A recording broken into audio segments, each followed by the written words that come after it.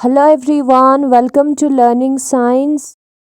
आज का हमारा टॉपिक है डाई इलेक्ट्रिक्स। तो आज हम देखेंगे कि डाई इलेक्ट्रिक्स क्या होता है और हम क्लासिफिकेशन ऑफ डाई इलेक्ट्रिक्स के बारे में भी पढ़ेंगे। तो सबसे पहले लिखते हैं डाई इलेक्ट्रिक्स को। सबसे पहले हमें पता होना चाहिए इलेक्ट्रिक करंट के बारे में, ठीक है। जो इलेक्ट्रिक करंट है ये डू नॉट कंडक्ट, यानी कि डाई इलेक्ट्रिक्स जो है वो इलेक्ट्रिक करंट को कंडक्ट नहीं करता है। वैसे सब्सटेंसेस जो कि इलेक्ट्रिक करंट को कंडक्ट नहीं करता है उसे हम कहते हैं डाई इलेक्ट्रिक्स या डाई इलेक्ट्रिक सब्सटेंसेस, ठीक है। तो ये क्या हुआ, डू नॉट कंडक्ट का मतलब हुआ कि ये जो है नॉन कंडक्टिंग मटेरियल है। डू नॉट कंडक्ट या नॉन कंडक्टिंग मटेरियल सेम हुआ। फिर उसके बाद हम इलेक्ट्रॉन्स को देखेंगे।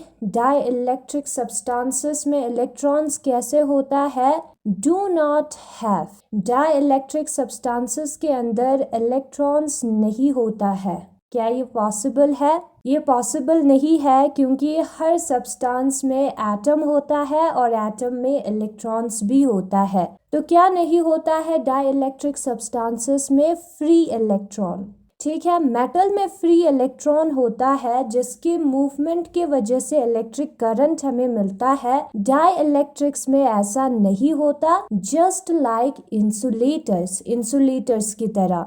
फिर उसके बाद हम यहाँ पर क्या लिखेंगे, डाई इलेक्ट्रिक सब्सटेंसेस लिखेंगे। इंसुलेटर्स की तरह है तो इसको हम डाई इलेक्ट्रिक सब्सटेंसेस क्यों कहते हैं, इंसुलेटर्स क्यों नहीं कहते? डिफरेंस होगा इंसुलेटर और डाई इलेक्ट्रिक सब्सटेंसेस में। तो जो डाई इलेक्ट्रिक सब्सटेंसेस है वो इंसुलेटर नहीं है, क्योंकि एक डिफरेंस है जो कि है जब भी कभी हम डाई इलेक्ट्रिक सब्सटेंसेस को इलेक्ट्रिक फील्ड में रखते हैं, और ये जो इलेक्ट्रिक फील्ड है वो यूनिफॉर्म होना चाहिए। यूनिफॉर्म मीन्स हर जगह पर इलेक्ट्रिक फील्ड सेम होना चाहिए। अलग अलग रीजन में इलेक्ट्रिक फील्ड ज्यादा या कम नहीं होना चाहिए, इक्वल होना चाहिए हर जगह पर। तो ऐसे सब्सटेंसेस को जब हम ऐसे इलेक्ट्रिक फील्ड में रखते हैं, उस रीजन में रखते हैं जिसमें चार्ज का असर होता है, तब क्या होता है, equal and opposite charges appear. ऐसे सब्सटेंसेस में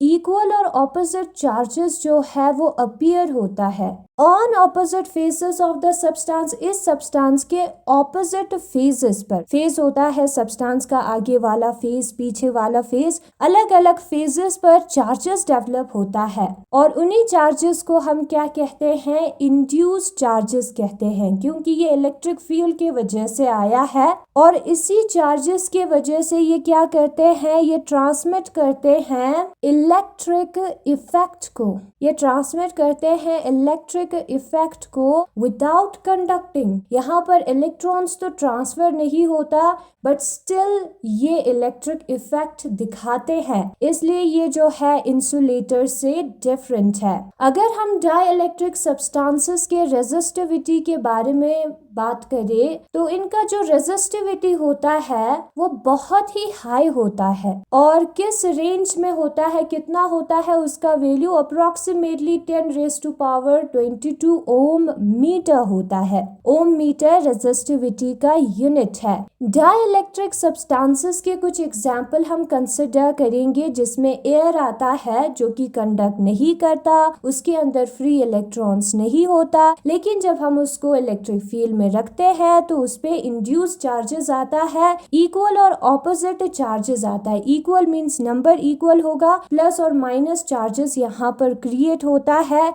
इस एयर के ऑपोजिट फेजेस पर, ठीक है, लेफ्ट साइड और राइट साइड पर सपोज करते हैं, इसलिए वो डाई इलेक्ट्रिक है। और उसी तरीके से ग्लास भी एक डाई इलेक्ट्रिक सब्सटेंस है, पेपर भी एक डाई इलेक्ट्रिक सब्सटेंस है, रबर, मीका और पैराफिन वैक्स जो है वो भी डाई इलेक्ट्रिक सब्सटेंसेस है। एग्जाम्पल है डाई इलेक्ट्रिक सब्सटेंसेस का जो कि ये प्रॉपर्टी दिखाता है, ठीक है। फिर उसके बाद हम क्या करेंगे, क्लासिफिकेशन करेंगे। ये जो डाई इलेक्ट्रिक सब्सटेंसेस होता है वो भी अलग टाइप का होता है, उसको हम देखेंगे, ठीक है। सबसे पहले हमें पता होना चाहिए एक मॉलिक्यूल के बारे में। ठीक है, सपोज हमारे पास एक मॉलिक्यूल है, मॉलिक्यूल में 2 या 2 से ज्यादा एटम्स होते हैं, हाइड्रोजन, हीलियम वैसे, और उसके अंदर जो है पॉजिटिव और नेगेटिव चार्ज होंगे, हर मॉलिक्यूल्स के अंदर होंगे, that is electrons and protons. ठीक है, और ये जो पॉजिटिव और नेगेटिव चार्ज है वो इक्वल अमाउंट में होता है, इसीलिए तो वो न्यूट्रल है। प्लस और माइनस जो है उनका नंबर सेम होगा।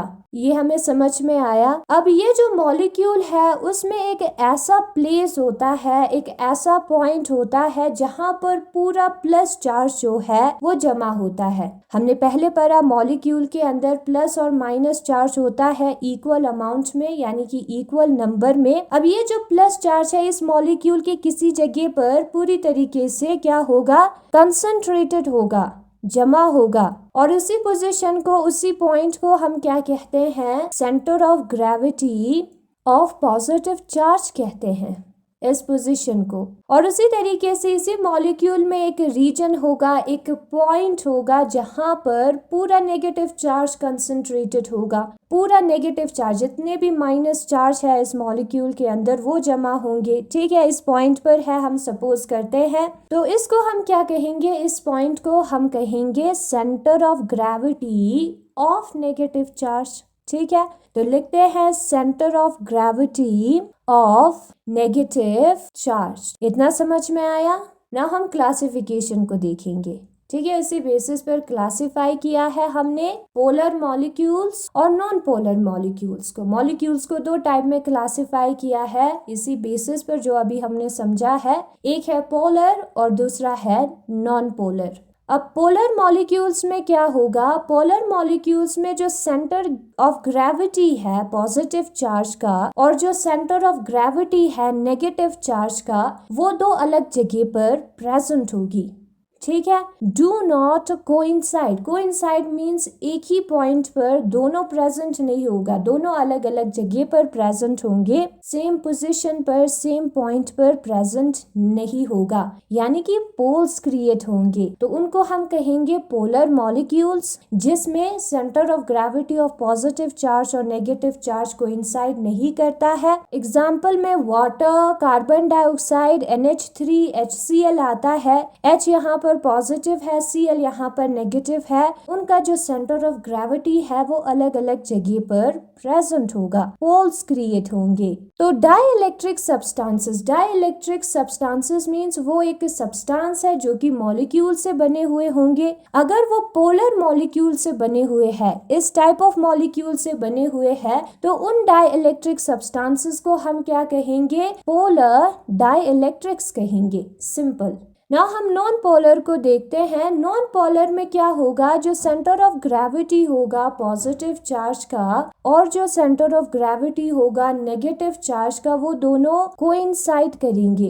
कोइंसाइड मींस दोनों एक ही पोजीशन पर प्रेजेंट होगा। ठीक है, ये पॉइंट है, यहाँ पर centre of gravity of positive और नेगेटिव दोनों प्रेजेंट है। ऐसे मॉलिक्यूल्स को हम कहेंगे नॉन पोलर मॉलिक्यूल्स, क्योंकि यहाँ पर पोल्स नहीं है। एग्जाम्पल अगर हम कंसिडर करेंगे तो H2N2O2 होता है, hydrogen same he type of molecule से बना हुआ है, तो उसका जो सेंटर ऑफ ग्रेविटी होगा पॉजिटिव और नेगेटिव चार्ज का, वो एक ही पोजीशन पर प्रेजेंट होगा। और ऐसे जो मॉलिक्यूल्स होता है नॉन पोलर मॉलिक्यूल्स, उनका परमानेंट डाइपोल मूवमेंट, जिसको हम P से डिनोट करते हैं, वो नहीं होता है। डाइपोल मूवमेंट के लिए एक प्लस और माइनस चार्ज होना चाहिए, यहाँ पर पोल्स क्रिएट हो ही नहीं रहा, तो इनका जो परमानेंट डाइपोल मूवमेंट है वो नहीं होता। फिर उसके बाद हम देखेंगे effect of electric field on polar dielectrics. ये जो पोलर डाइइलेक्ट्रिक्स है उसको अगर हम इलेक्ट्रिक फील्ड में रखेंगे तो क्या होता है, उसी को हम देखेंगे। तो सबसे पहले हम कंसिडर करते हैं पोलर डाइइलेक्ट्रिक को, जो कि एक सब्सटेंस है। ठीक है, सब्सटेंस है मतलब कि वो बहुत सारे मॉलिक्यूल से बने हुए हैं, और इसमें जो हर एक मॉलिक्यूल होता है उसका एक डाइपोल मूवमेंट होता है, जिसको हम P से डिनोट करते हैं। ठीक है, ये बहुत सारे मॉलिक्यूल से बने होंगे और उस हर मॉलिक्यूल का डाइपोल मूवमेंट होगा, suppose P1 P2 and so on. Now जब हम ऐसे मॉलिक्यूल को इलेक्ट्रिक फील्ड के एब्सेंस में रखते हैं तो क्या होता है, ये जितने भी डाइपोल है, हर मॉलिक्यूल एक डाइपोल है, तो ये सारे मॉलिक्यूल जो है चेन के शेप में, चेन होता है ना यहाँ पर दिखाया है, उसके शेप में रहता है। ठीक है, अब ये डाइपोल है तो यहाँ पर प्लस और माइनस के पोल्स बने हुए होंगे। ठीक है, प्लस और माइनस के रीजन्स होंगे। तो ये जो है चेन के शेप में रहता है जब इलेक्ट्रिक फील्ड नहीं होता। तो हम लिखेंगे जब E0 होता है तब ये चेन के शेप में रहता है, तो यहाँ पर जो टोटल डाइपोल मूवमेंट है वो 0 होगा। नाउ इसी सब्सटेंस को हम क्या करेंगे, इलेक्ट्रिक फील्ड वाले जगह में लेकर जाएंगे। पहले ऐसे प्रेजेंट था चेन के शेप में, जब हम इलेक्ट्रिक फील्ड अप्लाई करेंगे उस रीजन में लेकर जाएंगे जिसमें चार्ज का असर होगा, तो ये जो चेन है वो टूट जाएगा, ब्रेक हो जाएगा ये जो चेन है। ठीक है, इस मॉलिक्यूल के, इस सब्सटेंस के अंदर जो मॉलिक्यूल्स का चेन है वो टूट जाएगा, डाइपोल्स का जो चेन है। और क्या होगा, ये सारे मॉलिक्यूल्स जो है, जो एक्सटर्नल इलेक्ट्रिक फील्ड है ना, मॉलिक्यूल ही तो डाइपोल है यहाँ पर, ये जो डाइपोल है वो एक्सटर्नल इलेक्ट्रिक फील्ड के डायरेक्शन में अलाइन होंगे, पैरेलल डायरेक्शन में। जिस डायरेक्शन में इलेक्ट्रिक फील्ड जा रहा है उसी डायरेक्शन में ये मॉलिक्यूल्स जो है लाइन में बैठेंगे, that is align. High temperature होने के वजह से कंप्लीट अलाइनमेंट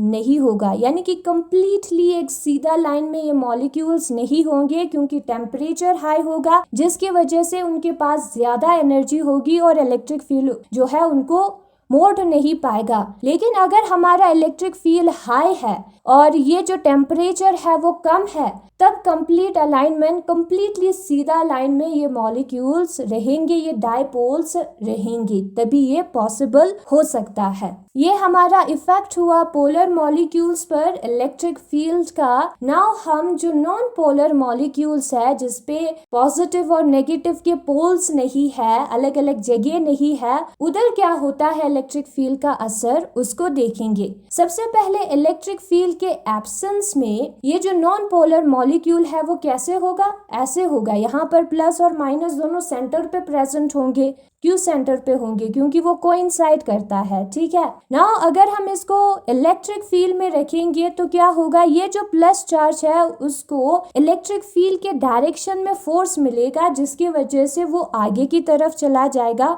इलेक्ट्रिक फील्ड आगे की तरफ जा रहा है, और माइनस साइन को ऑपोजिट डायरेक्शन में फोर्स मिलेगा, जिसकी वजह से वो पीछे की तरफ चला जाएगा इस इलेक्ट्रिक फील्ड की वजह से। ठीक है, तो सेंटर से जो है उनका पोजीशन चेंज हो जाएगा, अलग अलग पोजीशन पे वो पहुंच जाएंगे, और यहाँ पर भी प्लस और माइनस के जो रीजन है वो क्रिएट हो गए।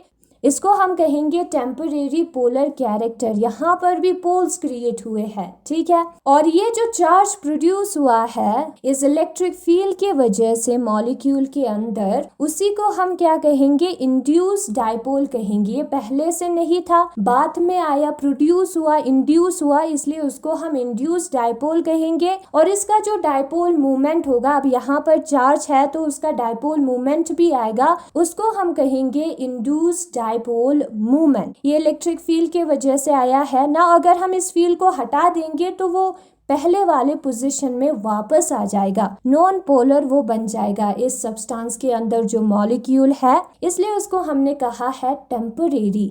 Temporary means not always. ये जो है फिर ऊपर वाले डाइपोल की तरह ही रिएक्ट करेगा, ऊपर जो हुआ है वैसे ही रिएक्ट करेगा, वैसे ही काम करेगा, लेकिन ये टेम्परेचर पर डिपेंडेंट नहीं होगा। तो इलेक्ट्रिक फील्ड के प्रेजेंस में क्या होता है, जो पोलर और नॉन पोलर मॉलिक्यूल्स है या डाइइलेक्ट्रिक है, वो दोनों पोलर की तरह बिहेव करते हैं। यहाँ पर इंड्यूस चार्ज आ जाता है और ये भी पोलर की तरह अलाइन हो जाता है इलेक्ट्रिक फील्ड के डायरेक्शन में, ऐसा बन जाएगा तो वैसे ही बिहेव करेगा। Dielectric, the substance which do not conduct electric current are known as dielectric substances. वो सब्सटेंस जो कि इलेक्ट्रिक करंट को कंडक्ट नहीं करता उसे हम डाइलेक्ट्रिक सब्सटेंसेस कहते हैं। In other words, a dielectric is a non conducting material. Dielectric जो है वो एक नॉन कंडक्टिंग मटेरियल है। Just like insulator, dielectric do not have free electrons. Insulator की तरह डाइलेक्ट्रिक्स के पास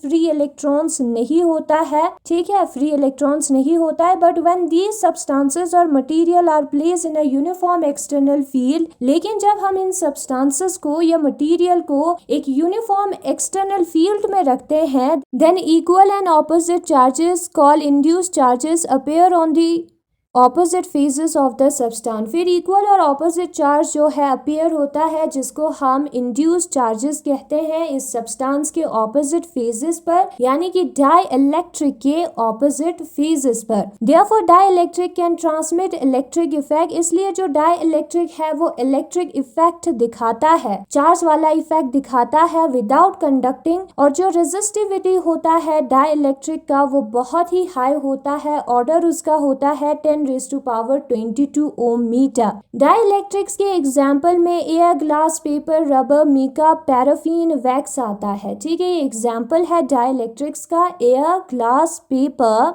rubber, mica, paraffin, wax etcetera. फिर है क्लासिफिकेशन ऑफ डाइलेक्ट्रिक्स। डाइलेक्ट्रिक्स के क्लासिफिकेशन के बारे में पढ़ेंगे। In a molecule positive and negative charges are in equal amount. Molecule के अंदर पॉजिटिव और नेगेटिव चार्जेस होता है इक्वल अमाउंट में, इक्वल नंबर में। The specific point in the molecule where the whole of positive charges considered to be concentrated is called center of gravity of positive charge। एक खास जगह point molecule में जहां पर पूरा पॉजिटिव चार्ज जो है वो कंसंट्रेटेड होता है उसको कंसिडर करना है हमें, ठीक है। उसको हम कहते हैं centre of gravity positive charge का। Similarly there is another specific point in the molecule where whole of the negative charge is considered to be concentrated called centre of gravity of negative charge. उसी तरीके से उसी molecule के अंदर एक खास point होगा, ठीक है, इसी मॉलिक्यूल के अंदर जहां पर पूरा नेगेटिव चार्ज जो है वो कंसंट्रेट होगा, जमा होगा, कंसिडर करना है, मानना है, और उसको हम कहते हैं centre of gravity negative charge का। Polar molecules, the molecule in which the centre of gravity of positive charge does not coincide with the centre of gravity of negative charge are called polar molecule.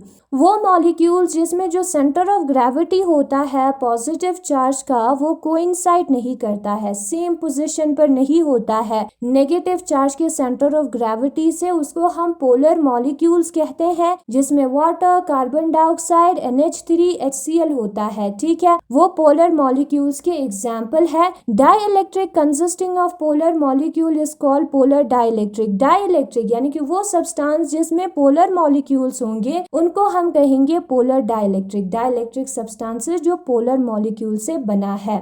फिर effect of electric field on polar dielectric. Polar dielectric पर electric field का क्या असर होता है। In a polar dielectric each molecule behave as an electric dipole having a certain dipole movement. Polar dielectric में हर molecule जो है वो इलेक्ट्रिक डाइपोल की तरह बिहेव करता है, ठीक है, बिहेव करता है कि वो एक इलेक्ट्रिक डाइपोल है जिसके अंदर एक डाइपोल मूवमेंट होगा। In the absence of electric field, जब इलेक्ट्रिक फील्ड नहीं होता है, E0 होता है, the electric dipole movement of these polar molecule arrange themselves in a close chain, एक बंद चेन में अरेंज करता है ये जो मॉलिक्यूल्स है इलेक्ट्रिक फील्ड के एब्सेंस में। Hence net dipole movement of the polar dielectric is 0। और ये जो मॉलिक्यूल है वो हमारा क्या है, डाइपोल है, उसका डाइपोल मूवमेंट होगा वो 0 हो जाता है इस शेप के वजह से। When an external electric field is applied across the polar dielectric the chains are broken and these molecule align themselves parallel to the direction of the applied electric field. जब हम एक्सटर्नल इलेक्ट्रिक फील्ड अप्लाई करते हैं तो ये जो chain है वो टूट जाता है, ठीक है,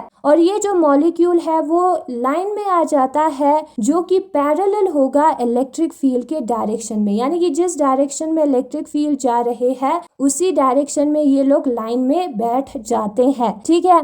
but the alignment is not complete due to thermal energy of molecule. High temperature की वजह से इन मॉलिक्यूल्स के पास एनर्जी होगी जिसकी वजह से ये कंप्लीटली मुड़ नहीं जाते इलेक्ट्रिक फील्ड की वजह से। But if the strength of the electric field is increase, लेकिन अगर हम इलेक्ट्रिक फील्ड को बहुत पावरफुल कर दे एंड टेम्परेचर इज डिक्रीज, और टेम्परेचर को कम करे तो एनर्जी भी कम होगा, thermal energy, complete alignment of molecule is possible. जब टेम्परेचर कम और इलेक्ट्रिक फील्ड स्ट्रॉन्ग होगा तो ये स्ट्रेटली अलाइन हो जाते हैं completely. Non polar molecules, those molecule in which centre of gravity of positive charge coincide with the centre of gravity of negative charge are called non polar molecules. वो molecules जिसका जो centre of gravity होगा positive charge का और जो centre of gravity होगा negative charge का वो कोइंसाइड कर रहे होंगे, यहाँ पर पोलर नहीं नॉन पोलर है, उनको हम नॉन पोलर मॉलिक्यूल कहेंगे, जो कि हाइड्रोजन H2N2O2Cl2 है। ठीक है, same he type of atom से बने हुए हैं, इसलिए ये नॉन पोलर मॉलिक्यूल्स है।